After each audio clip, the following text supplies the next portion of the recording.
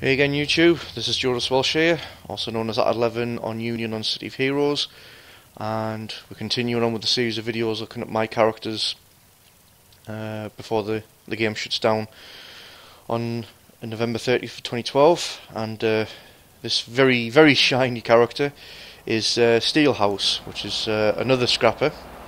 This is a Claws Invul scrapper. I suppose this is almost pseudo part 2 of the video involving Ironworks in a sense, as far as obviously more to do with the backstory involving the character more than anything, because the two are intricately linked. But yeah, just zooming in to show the shiny surface. The character was made roughly around the same time as Ironworks, around the back end of 2007. So Ultra Mode hadn't even been considered at that point. So there was the character.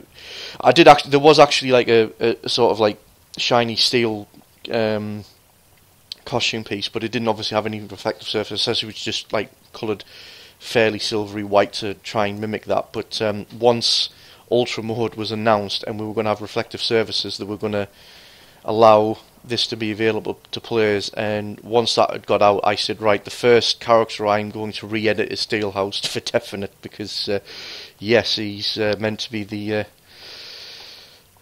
silvery and shiny as he is. So yeah, costume majorly improved for the character with the advent of Ultra Mode.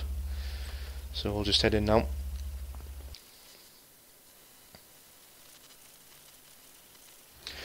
Okay, so how I came about with this character, two reasons. First, there was just the need to want to try out Claws, essentially. Was a very popular set for the scrappers, obviously heavily influenced off Wolverine. Was actually probably, I think, the reason why Cryptic and whatnot got sued. If I remember right, because it was so easy to, in their eyes, to recreate Wolverine, because you could just simply make Claws regen scrapper, and there was enough costume parts to make a fairly decent Wolverine knockoff, to be honest. But obviously settlements and whatnot happened, so that's ancient history now. But yeah, Claws was very popular. It was, I think, seen as I think one of the reasons why it was popular was because it was actually one of the sets that was actually not endurance heavy compared to other attack sets. Although what it lacked was essentially most of the scrapper sets had a build-up power, which gave you a short burst of increased damage and 2-hit and accuracy and whatnot. Claws didn't, because I think obviously just, I suppose, a balancing thing. It had something called follow through, which is it had a power which gave you the extra sort of 2-hit and damage. Maybe not as much as a build up, possibly. I can't actually remember the numbers, but it did have the chance for it to miss because it was treated as a normal attack. So obviously you weren't guaranteed to have it all the time. So that was obviously, I think, there just for balance more than anything else. But yeah, it was still a very popular set. I think it was very popular on the Stalkers in particular as well. But I fancied to go, and yeah, it was a decent power to go through. Gave me a chance to. I didn't want to make a Wolverine knockoff though, because it was fairly too obvious to do. So I figured I would much rather do something else. And like I say, the reason it's probably integral with Ironworks in particular is I made Ironworks because I obviously, you know, like I say, Iron Man fan, looking forward to the film. Wanted to have a similar sort of character, but I didn't want a too obvious rip-off, so wanted to change it slightly. And I all of a sudden, you know, thought, because the name Ironworks just, you know, well, it was still close to Iron Man, but essentially so I could obviously name it something else. But ended up having the inspiration essentially, so well, I've got Ironworks, and then why don't I have another character that's in the same vein, built by the same creator, that's different, and just basically say that it's a much stronger build. And thought, okay, I've had Ironworks, what's stronger than iron? Okay, steel. So end up with Steelhouse. was the name. Got a lot of compliments for the name actually, which I'm quite happy with actually. A lot of people thought it was a really cool name for a character. And yeah, essentially, obviously, the idea is this one is more stronger than Ironworks in close quarter combat because he's actually obviously more steel and impervium alloy. So obviously, you can can get involved in close quarter combat more so. So yeah, the lore backstory was that 11 had pretty much torn Ironworks apart in a fight. When the intention was Ironworks was obviously there to prove, the Neil Christopher Wilson's, stance on essentially cybernetic technology, but wasn't happy about the fact that obviously Ironworks got absolutely destroyed by 11, so decided to make a much better machine while still using Ironworks. But the original intention for Steelhouse's creation wasn't really to prove anything other than I can beat 11 in a fight. So eventually there was another confrontation. Ironworks was dealing with Leon Tasker and Adam Dennison. And then just when 11 was about to intervene, and out comes Steelhouse, and the two of them end up having a massive brawl. And Steelhouse pretty much had 11 beat, because, despite 11's strength and prowess and whatnot, he was still only human, and, well, Steelhouse was a machine. Not a cyborg, he's just purely machine, like total control, total AI, essentially AI somewhat, but still subservient to, whoever has control of the machine, which makes it essentially, well, I wouldn't say dumb, but essentially unable to do anything without instruction. Essentially, just like any other computer. That was the thing about it. So, pretty much had 11 beat. Only reason he didn't was because Dolomite got involved and, pretty much tore him to shreds. So that led to the character, which I'll probably look at next, which is actually one of my villains. So this is probably actually one of the last heroes, other than one other one, probably towards the end, which was only really a one-off hero that barely got played, that I'll talk about. So yeah, obviously at some point Ironworks and Steelhouse actually ended up going to work for the Dunham Group, be part of the team. And Ironworks was the one that essentially took control of Steelhouse as its brother unit and whatnot. So although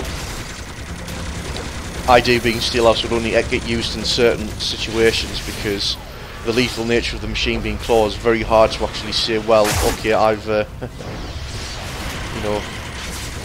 being able to arrest all of these people by essentially stabbing them in the chest with impervium claws. Yeah, probably very hard to really write and work around, to be quite honest. So we'd usually say that we'd only get involved in missions where essentially it was against other machinery. So it was like, oh well, no real worry about cutting things to shreds there, or in real dire circumstances anyway. But yeah, so did play the character a lot. I mean, it was still a scrapper. Obviously I think I've established that the scrapper was my favourite archetype. So yeah, it was fairly hefty. Although again, this wasn't IO'd out. Again, I wanted to. Wasn't too fussed about incarnating the character. Probably maybe get the level shift with alpha slot, but that was about it. Nothing else, because I didn't want the I didn't feel like the character needed to actually go the incarnate route to be like, essentially powerful. I mean, essentially the incarnate system was to say that the characters were getting close towards gods anyway. So, Bishop, 11, Vanu, Torv, I could justify them going the incarnate system because they was meant to be the, the really powerful members of the team. Ironworks, Steelhouse, not so much. I think they were just like, machines. So I might have been somewhat okay with giving them at least the level shift to make them a bit higher than, say, Leon and Emma Tasker, which were never going to go incarnate and were built purely to show off that they weren't superheroes, that they were just, normal humans that were just using weapons and tools to get their job done. but with Ironworks Steel, probably not go any further than that. Just the level shift to level 51, and that's it. IO build, fair enough. Yeah, I would have loved to have had that, because despite the fact that Claws was not endurance heavy, Invulnerability certainly was. Anyway, so it would have been nice to have essentially had it an IO build for this character as well, where it was got rid of the endurance cost and whatnot, and probably even made even the damage resistance to defense more ridiculous. Maybe not so much in the same vein as the Brute that you'll be seeing next, which is super ridiculous as Invul on a Brute. But it would still like to have obviously had it so that it was fairly strong anyway. It's easy enough to do with an IO build and going Invul anyway, so I think I've just managed to get 2 mobs here, so to see how this goes, I might have to go into God mode, or I might end up wiping them out quickly enough so that doesn't become a problem. I'll see how it goes. So, but yeah, I still play Steelhouse a fair bit. You know, 11 was still first choice for Scrapper, probably 12 after that, but Steelhouse was still very heavily used, because it still worked. I mean, it was still a viable character, even as you can see here. Actually, even without an IO build, it was still fairly decent. How to make probably more liberal use of inspirations to keep yourself up and running, either for health and endurance. Had dull pain as well handy, but I didn't have any sort of recharge available for that to make it perma like I did on my Brute that you'll be seeing next. But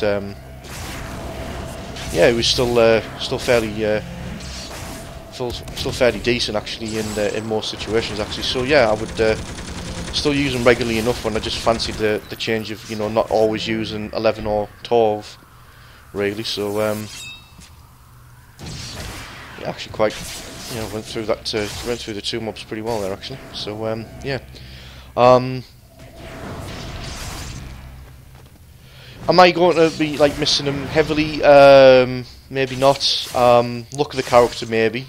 Haven't really seen any other game, you know, do the level of shininess with it, but I think I've successfully managed to start recreate the character in Champions. I've actually only recently recreated in Champions actually. A little bit off visor wise in comparison, but I'm getting used to it on Champions anyway. But there is a claw power available and whatnot, so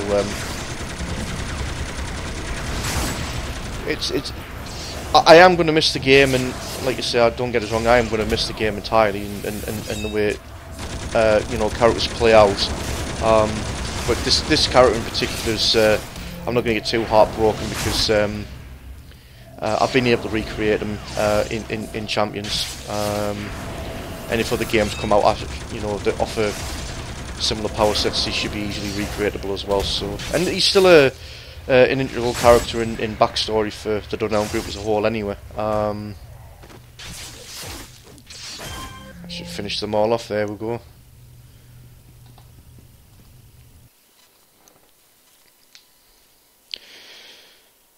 So yeah,